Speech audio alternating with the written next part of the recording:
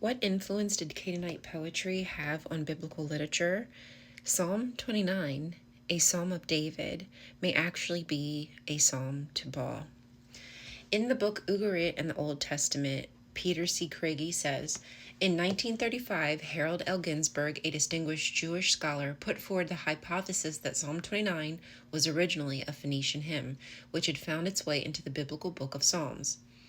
Ginsberg's hypothesis immediately attracted the attention of responsible scholars, for he was thoroughly competent in Hebrew and a pioneer of Ugaritic studies. He was not a man given to rash hypotheses. In support of his argument, Ginsberg pointed to pagan notions in the psalm, particularly to the emphasis throughout the psalm on the voice of the Lord. This emphasis, he suggested, indicated that the original version had been composed in honor of the Canaanite storm god Baal. But there were also other distinctive features of Psalm 29. Geographical references in the psalm suggested a Phoenician or Syrian origin, and some grammatical peculiarities in its language pointed to a northern setting. Finally, the hymn closed with the words reminiscent of the formula employed in the praise of Baal, words known from the Ugaritic mythological texts. Let's read Psalm 29 with Baal. The voice of God in a great storm, a psalm of David. Ascribe to Baal, O heavenly beings, ascribe to Baal glory and strength. Ascribe to Baal the glory of his name. Worship Baal in holy splendor. The voice of Baal is over the waters. The God of glory thunders. Baal over mighty waters. The voice of Baal is powerful. The voice of Baal full of majesty.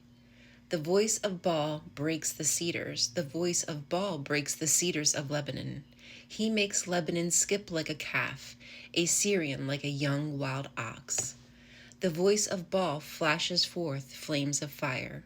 The voice of Baal shakes the wilderness. Baal shakes the wilderness of Kadesh.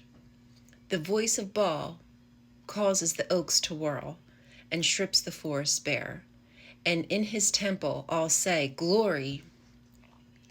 Baal sits enthroned over the flood. Baal sits enthroned as king forever. May Baal give strength to his people.